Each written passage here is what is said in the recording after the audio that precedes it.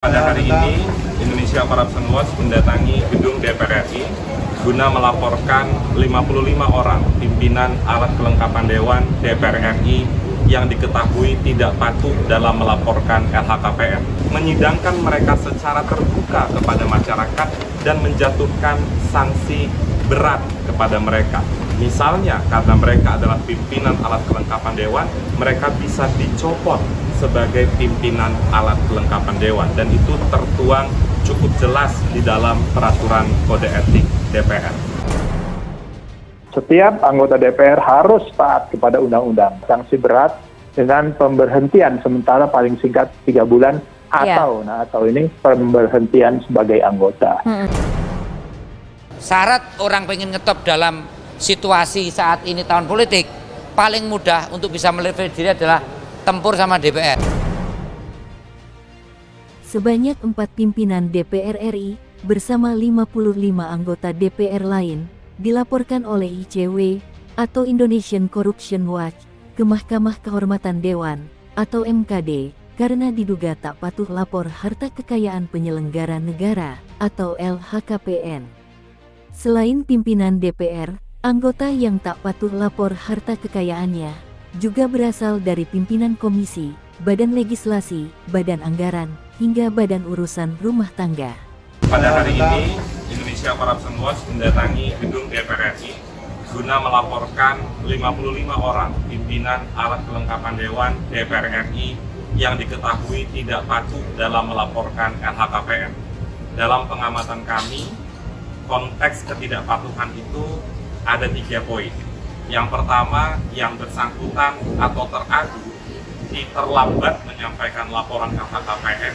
Kemudian yang kedua, tidak berkala melaporkan LHKPN. Kemudian yang ketiga, sama sekali tidak melaporkan LHKPN. Pantauan ICW, LHKPN yang kami maksudkan adalah LHKPN tahun 2019 sampai tahun 2021. Ketika ada penyelenggara negara, khususnya anggota DPR RI, apalagi pimpinan alat kelengkapan Dewan tidak patuh dalam melaporkan LHKPN, dalam analisa kami itu merupakan tindakan perbuatan melawan hukum.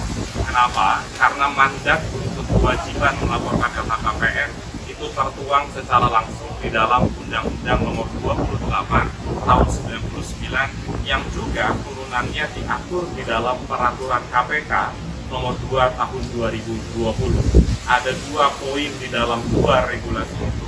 Yang pertama, kewajiban melaporkan setiap tahun. Kemudian yang kedua, batas waktu melaporannya pada tanggal 31 Maret. Kami sudah mendata 55 orang itu.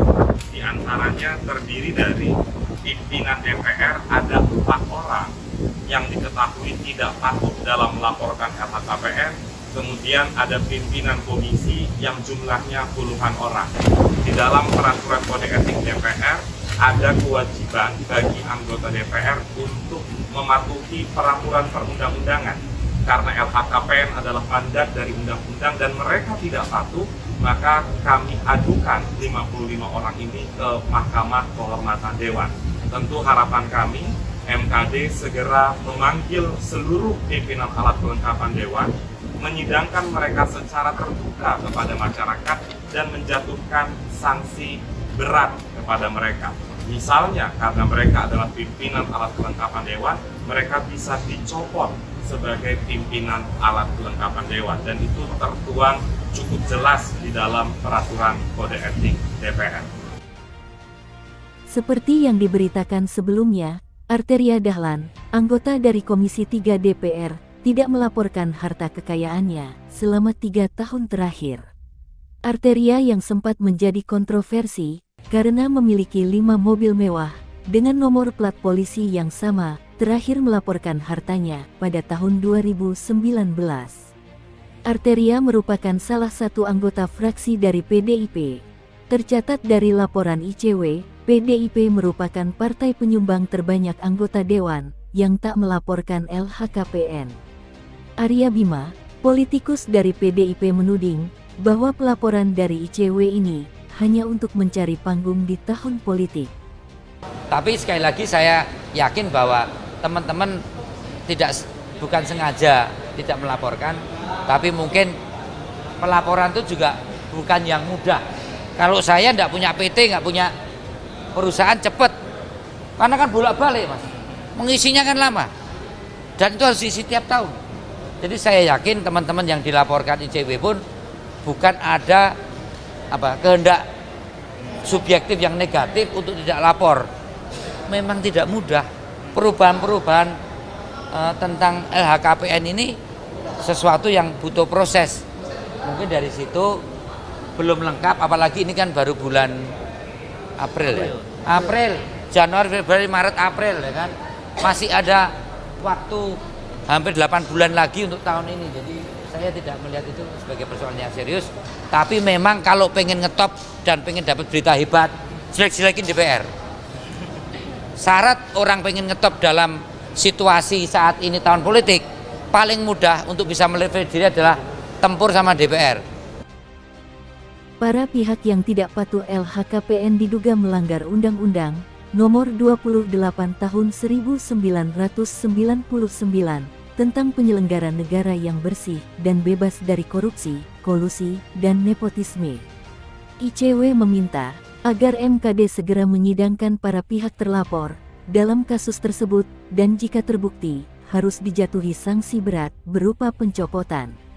Ketua MKD DPR, Adang Darajatun, mengaku telah menerima dan memeriksa laporan dari ICW tersebut. Yang pasti bahwa laporan dari ICW sudah kita terima 2 hari yang lalu dan sudah diperiksa oleh tim penerima laporan dan semuanya lengkap. Baik itu siapa yang melapor, isi laporan dan sebagainya dilampirkan dengan baik. Jadi pada dasarnya laporan itu sudah diterima. Setiap anggota DPR harus taat kepada undang-undang. Nanti hubungannya dengan undang-undang KPK ya. Lalu menaati tata tertib dan kode etik. Ini juga bagian daripada Undang-Undang 17 2014. Jadi payungnya udah jelas gitu. Payung terhadap hal yang berhubungan dengan tugas suara.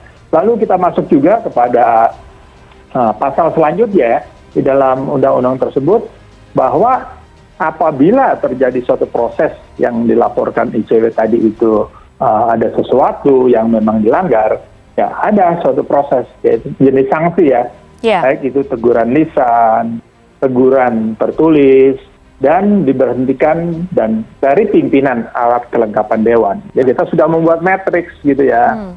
Dari matriks itu ada kolom nomor, fraksi apa, namanya siapa, apa yang dipersalahkan, kan ada yang lupa, ada yang 1 tahun tidak lapor, dan kita lihat, karena nanti hubungannya dengan yang tadi saya sampaikan, sanksi yang akan diberikan gitu ya. Banyak sekali laporan yang masuk dan saya lakukan suatu proses sidang mahkamah dengan sejujur-jujurnya.